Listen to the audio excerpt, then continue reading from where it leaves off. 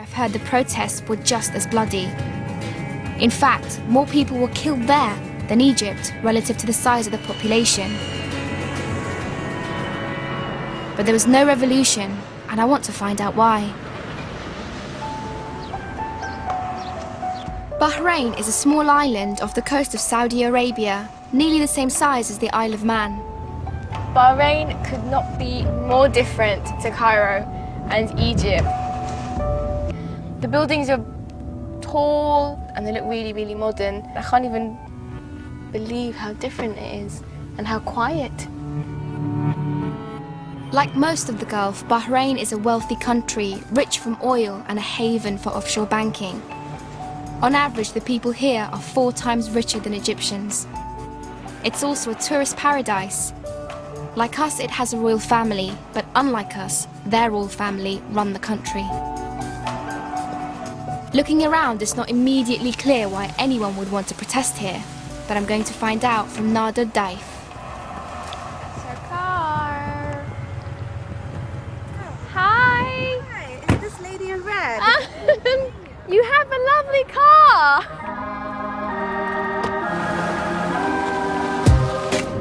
Who are the dudes in these pictures?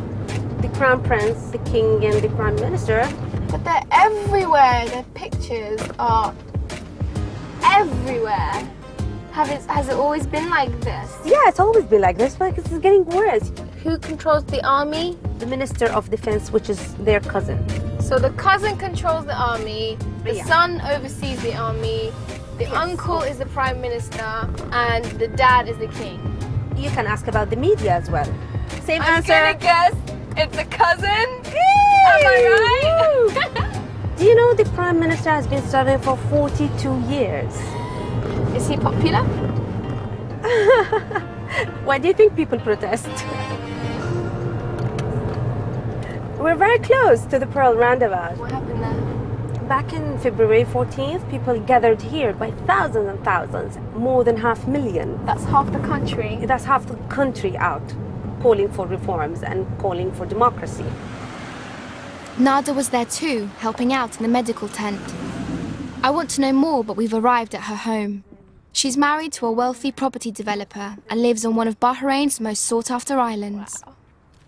Her 2 daughters are waiting for me. Nice to meet you. What's your name? Lulwa. Lulu, hi. And what's your name? Alia. Ali, hi. So, tell me, do you know what's been happening in Bahrain recently? What did Mummy do? If I say that, I will go to jail. Why will you go to jail? I will go to jail on real. Okay, first, Mama was a dentist. She went on TV and she was helping people over there in the roundabout. People died, were killed.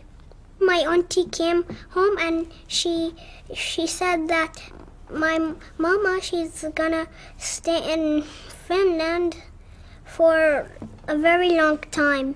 Every time I talked to my mother on the phone, I was crying. Oh, honey. So, if you could change something about Bahrain, what would you change? I would change the government and I would change everything. But not me.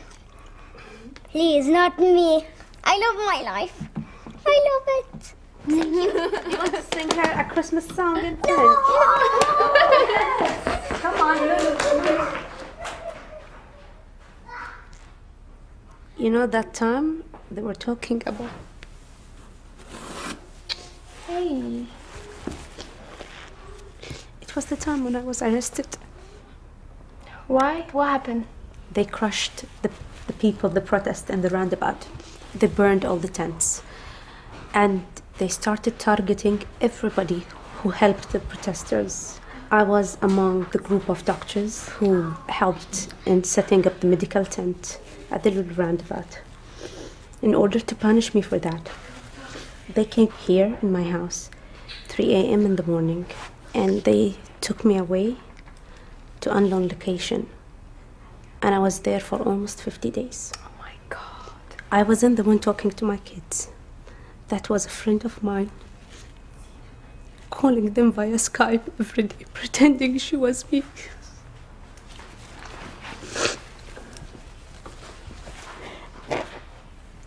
Oh my God, I had absolutely no idea. Why are you crying? Because something came into my eyes. What? One of my eyelashes came in. What? They don't know. They thought I was in Finland. That's what their father and their auntie told them.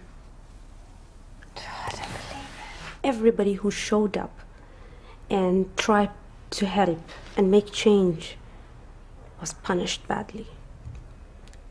We were over 200 medical personnel who were arrested. What did they do to you when you were in there? What? I don't know if you want to talk about it, but... Can I have some tea first? Of course you can have whatever you want. Would you like some tea? I would love some tea, please. That would be lovely. Oh, Jesus Christ. I've asked Nada to start from the beginning. So I'm going to show you now how the pearl roundabout looked like. Wow. That is a lot of people. You were there from day one. Yeah. Oh, the first day I went with my heels and, you know, my bag, and I showed tick, tick, tick, tick, tick, but I found it really difficult to walk on the grass, and so, okay, I decided, okay. So you were like the protest Arab Barbie. Yeah, they used to call me Barbie there. I'm not surprised. Nada, I'm not surprised at all. But really, I mean, it was amazing. You could see lots of kids sitting and coloring the balloons with the flag of Bahrain, a carnival for freedom. The protesters were calling for the royal family to give up power and allow free and fair elections, and the Pearl Roundabout became a symbol of resistance. After 3 days of peaceful protests, the state ordered a brutal crackdown. See, this is the army, what they're doing to people when they crush down. This is the army. See how they're hitting the protesters and we... The protests continued for weeks, with an ever more brutal response. They fired on them. This is actually in Bahrain. See what they're doing to people? This guy died instantly. Just shocked me. The government said it was acting in self-defense and had urged protesters to exercise self-restraint. But more than 200 medics were arrested and 20 jailed, they say simply for helping to treat injured protesters. Nada was one of them. The first 22 days I was kept in a solitary confinement, and the severe torture took place. I was electrocuted and they threatened me with rape. I can't believe that they would do this to you. And you know, just to get rid of the torture, I said, fine, I will sign on whatever you want, just let me go. I signed for it, that I toppled the regime, and I was sentenced for 15 years. 15 years in prison because you were there helping people as a doctor? I'm appealing in front of the civilian court now. What do you expect to happen? Nothing. Another circus. I'm amazed at Nada's courage when she still faces 15 years in prison. You have everything. Mashallah, you know, you have children, you have a husband, you have this, I mean, what I can only describe as a mansion, but still, you went out to the streets? Because I'm not free. I'm not free. You are not allowed to be free to talk. Nada has been released until a new trial decides whether she goes back to jail. Looking good in court is important to show she's not defeated. These are your cupboards? Some of them, yes. These are some of your cupboards. That's the limited edition collection. Oh, I got it from Paris. What did you get? Oh, shall I show it to you? Yeah. Oh, this is sold out everywhere. I'm in heaven. Please adopt me. I thought you were supposed to be in jail. I thought you were supposed to be... Well, yes. This is kind of my rehabilitation technique. Hello. If you go to prison, what's going to happen to you? You're a fashionable woman. I have to tell you, I'll get Hermes to make a uniform for me in prison. Preferably orange. That's my favorite color. And I got this suit for the court. Where's that? It's a coat. Marc Jacobs. Your bedroom is like heaven. If I go to jail, make sure Hermes gets that done for me. I'm on it, no matter what.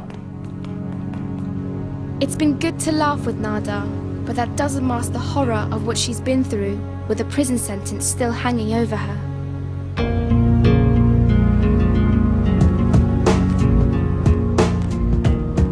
The protests in February last year were so big that the Bahraini government asked for help from its closest neighbours.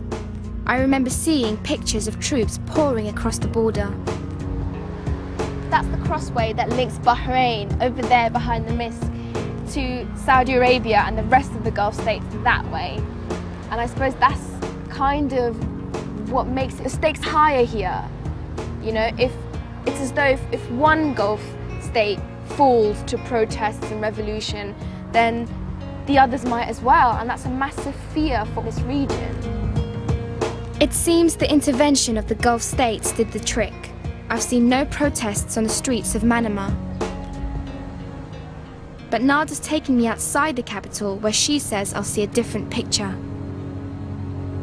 I'm taking you to one of the villages. These are poor Shia villages, and there's just a huge, severe discrimination going on. Against Shia? Against Shia citizens in Bahrain, yes. Shia citizens, they were denied from employment at the army, at the Ministry of Interior. Seriously? Yes. So this is to do with religion? Mm-hmm. Like Nada, 70% of the people in Bahrain are Shia, but the king and most of the wealthy classes are Sunni. Both are Muslim, but they're different sects. The Shia claim that they are discriminated against in jobs, housing, and all aspects of life. And these Shia villages look much poorer than the Bahrain I've seen so far. What does the green say? The graffiti says, "Down with the king" here. They're writing things against the government. The police comes, erase it, put things against the Shia, and they go and erase it again and put something else. And it's like a ping pong. Just wait till it's evening. It's after the sunset where the rock and roll starts. Really? Yeah. What do they do here? Why are they... People go out protesting, and they... Here? Yes, they are, yeah, here in the villages. The demonstration's still going on, but it's not in central Manama. They've taken it back to their villages.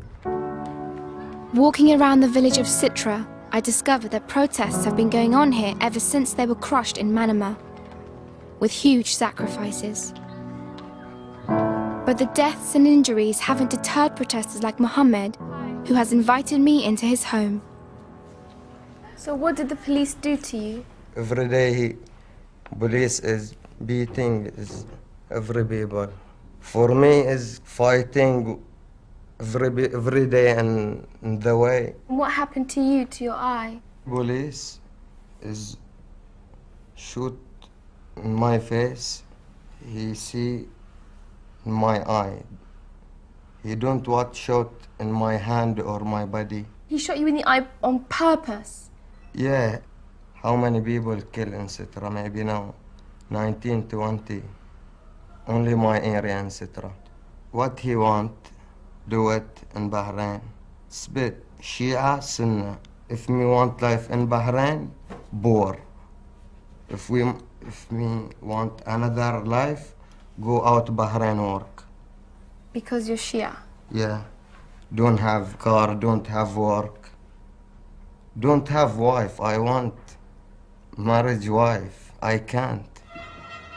Mohammed tells me Sitra is just one of many villages where protests are happening every day, and there are hundreds of people like him prepared to risk their lives. I can't imagine what it's like to be them, to live that every day. I can hear the noises already, and I think the protests are starting. I want to see for myself what happens after nightfall, so I'm sticking around. Wow, what are you in your riot outfit? Did someone style you for the event? I've asked Nada to join me. I have some presents for you. Are you ready? Yeah. Okay. There you go. Ta-da! Tear gas. Oh gosh. I don't know how to open this. I've been told the police are quite free with their use of tear gas, so we're preparing for the worst. I can't breathe. Can you get more stylish stuff than this? I'm really sorry. This is all they had, I'm afraid. There's a lot of police. What's that? 2, 4, 6, 8, 10, 12? About a dozen. Yeah. You know what? I'm quite nervous. I'm nervous too, but I have to see this. I have to know what it is that people are being treated like, you know? Are you ready for so much adrenaline? We've been told to park well away from the protest Okay. I'm good. Yeah. and make our way on foot. Hi. Thank you. You're gonna go? You're gonna go to the protest? Yeah. You're coming? Do you come every night? Yes. Every night? My legs are shaking a little bit now, I think, because I know that something's coming. Well, actually, I feel more alive. We're back from roundabout days. I know. I'm so excited. As we walk, the crowd of protesters gets bigger and bigger. Oh, they're joining. They are. Look, they're all coming. Oh my God, that's so weird. They're all joining. The whole town is either in this march or watching this march. The whole town is out.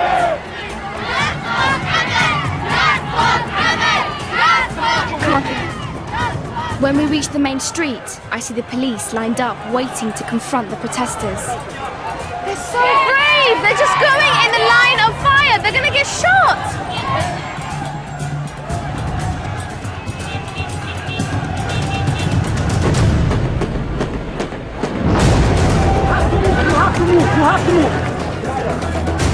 It's no longer safe on the streets, and it's a scramble to find a place to hide. We're taken into one of the villagers' homes. I can hear them. They're there. They're shooting tear gas. There's loads. There's loads. It's like a thick fog. Put your mask on and put your goggles. I saw that. That's tear gas right there. It's all flowing this way. It feels like burning, like as though you're getting singed in the nose and the throat, and I haven't even got a... It's not even properly coming around this way. The police are over there, in that corner, and they're shooting it constantly this way towards the protesters. If this was England and they were shooting tear gas like that into crowds, tomorrow's newspapers would be having a field day. Is this going to be in tomorrow's, is it going to be like a massive deal? They will not mention anything about this. The police are getting very close, and they almost spot us. They fire some tear gas our way. It's like, get the lights on. All the talk of tear gas hasn't prepared me for how painful it really is. More fuzzy drinks on your face.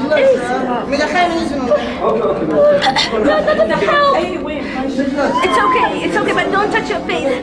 It's not safe on the roof anymore, and I'm led half blind to a room at the back of the house. When does it take off? How long will it take? We're not the only ones hiding out. A 15-year-old protester is also here. She's too scared to reveal her identity. How come you're not wearing a mask? It's fine. You're used to this. Yes. You go out every night like this. How do you go out every night like this?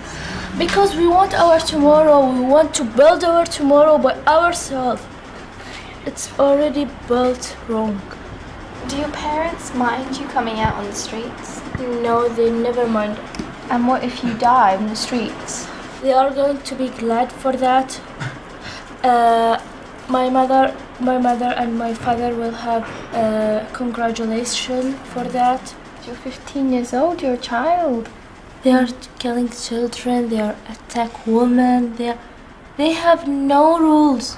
If it's for my country, yes, I'm ready to die.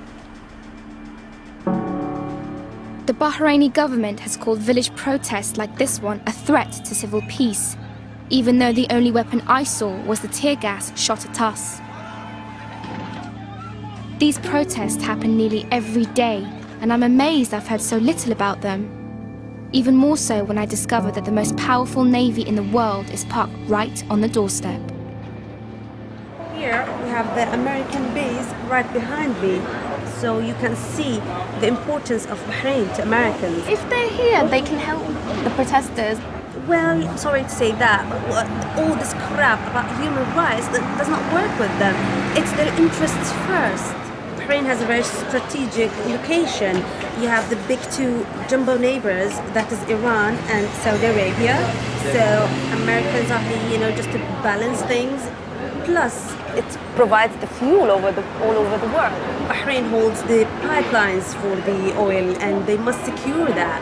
I mean, they are a different country, and I understand that they're here, but is it their responsibility? We have the American Navy. We have the most powerful people in the world. Those who can make difference, those who can make change, and not to talk about it, not to interfere at this, is a crime. When I came to Bahrain, I thought protests had been crushed and their uprising was over. But I found that revolution is very much alive here. We just don't hear about it. It's basically been silenced. While the protesters in Bahrain